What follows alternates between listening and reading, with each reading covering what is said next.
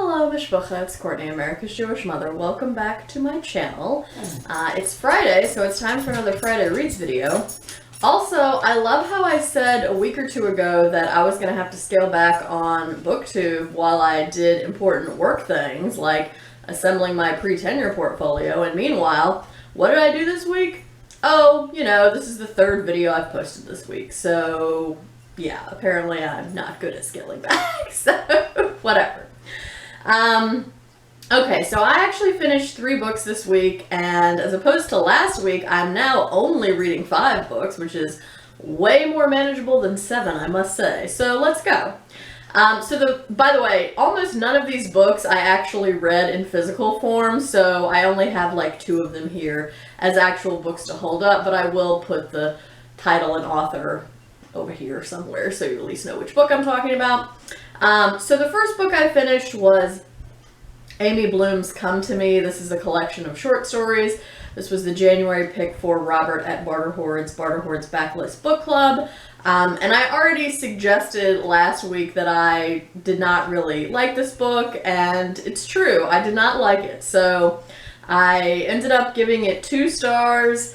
Most of the stories in the book feature some kind of unusual relationship or behavior, and I just found them sordid.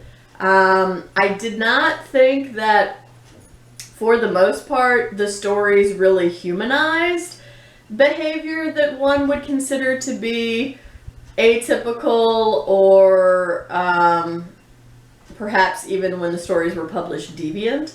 I did not think that most of them attempted to humanize that behavior. I felt like it kind of just was spectacle. And I think because Amy Bloom herself was a psychiatrist or therapist or something like that, she writes with a kind of clinical detachment that is fine for someone who is a therapist or is a psychiatrist, but I think makes it difficult for me as a reader to connect to the stories because I don't feel attached to the individual characters. Now, there were a few stories in the collection that I thought were fine. There were also maybe 4 or 5 of them that basically functioned as interconnected short stories because they had recurrent characters in them. I liked those more than some of the others. But yeah, overall, I just found the collection sordid, and I would not recommend it. Now, this is just my opinion. I know other people who read it for the Barterhoard's Book Club liked it, so, you know, if it intrigues you, do check it out. You could have a different opinion than I did, but yeah, overall, not a great read to me.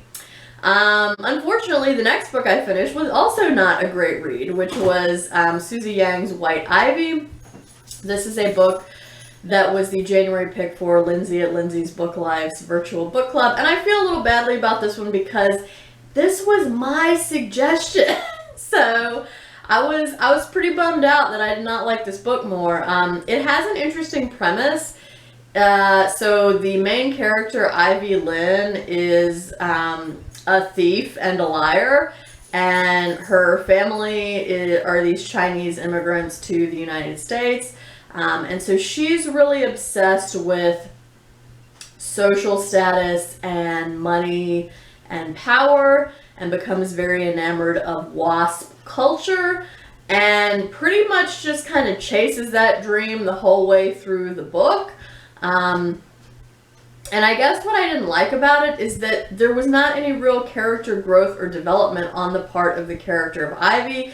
She pretty much was the same character by the end of the book that we met at the beginning of the book, even though a span of 15 years or more had elapsed by the time we got around to the end of the book.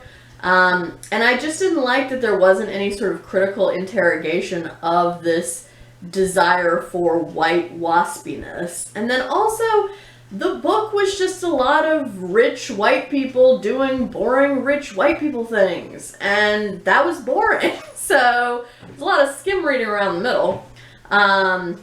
Start of the book was fine. End of the book was weird, although at least like more exciting things happened toward the end of the book. But yeah, the whole middle part, like 50+%, just dragged on because again, it was just boring rich white people stuff. So yeah, 2.5 stars. This was a disappointment to me. Again, feel free to pick it up. You might, feel differently about it, but yeah, it was just not the book for me. And then the last book I finished this week was Ataf Room's A Woman Is No Man. This, thankfully, was a much better read for me. I ended up giving this book 4 stars. I quite liked it. I've already posted a separate review video of that book yesterday. I will leave a link to that down below if you want to check it out. Something I forgot to mention in my review video of A Woman Is No Man is that Ataf Room actually currently lives in my hometown of Rocky Mount, North Carolina, and there is a store that's mentioned in the novel a few times called Books and Beans, and Ataf Room actually owns a store in Rocky Mount, North Carolina called Books and Beans that I have been to and visited. So when that came up, I was like, oh my gosh, I've been there. I mean, in the story it's in New York and not in North Carolina, but I still thought that was like a cool connection, so I enjoyed that. But yeah, I did like that book, and again, I will leave the link to my full review of it down below if you want to check that out. So that was everything I finished this week, so on to things I'm currently reading. So I'm still reading Thomas Hardy's Return of the Native, which I've definitely stalled on. I don't think I've looked at it in, gosh, probably over a week. So I'm like a third of the way into it, so I should probably get back on that one. Also, sorry, I have a list here. I'm also currently reading The Secret Lives of Church Ladies by Deesha Philyaw. This is a buddy read with Raina at Rainier Books. I am about halfway through the collection, so I've read 5 short stories so far. I'm quite liking this collection so far. I think each of the stories has been, for the most part, pretty well crafted, and I like them. So enjoying that so far. Melissa of Fully Booked and I are still buddy reading Moby-Dick by Herman Melville. So I am currently 30 chapters into this, and we're set to check in again tomorrow. I need to read through chapter 35 before we check in again. And yeah, I'm still pretty much enjoying this. Melissa and I are finding it quite amusing, and I have to say, there have been a lot of homoerotic things happening in this book that actually prompted me to go look up some stuff about Herman Melville. I was like, was Herman Melville gay? And I just never knew this. But apparently he was married and had 4 children. Not that that necessarily means anything, right? He could definitely have been bi-curious or closeted or whatever. But all I'm saying is there's a lot of homoerotic stuff happening in Moby-Dick. So yeah, that's all interesting. Ishmael and Queequeg have finally gotten on the ship, the Pequod, and have set sail, and finally we've met Captain Ahab, who I've already heard a lot about, and we didn't meet him until like chapter 28. So yes, still interesting. I'm still entertained by Moby-Dick. Also still reading Boris Pasternak's Dr. Zhivago with Kelly of Books I'm Not Reading. And I have to say, we've made substantial progress in this because of the long weekend last weekend because of Martin Luther King Jr. Day. So Kelly has kept me on course with this book. We are now over 60% of the way through it. I can't really say that either of us are loving this book, but we are at least kind of on the same page about it seems, and I think that's helpful when you're doing a buddy read of something. So yeah, I imagine we probably will finish this up by, the end of January or maybe like very start of February. So that's still happening. And then I also this week picked up Sylvia Plath's Ariel, which is a collection of poetry. This is one of the books that Lindsay of Lindsay's Book Life gifted me in our holiday book exchange.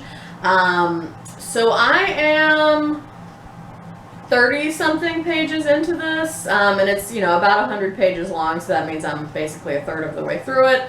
I've basically been reading about 10 to 12 pages a day, which I have to go ahead and confess does not bode well for my enjoyment of this book, because Usually if I like a book of poetry, I will blow through it in like 2 or 3 days, and I have to like consciously stop myself from reading the whole thing in one go.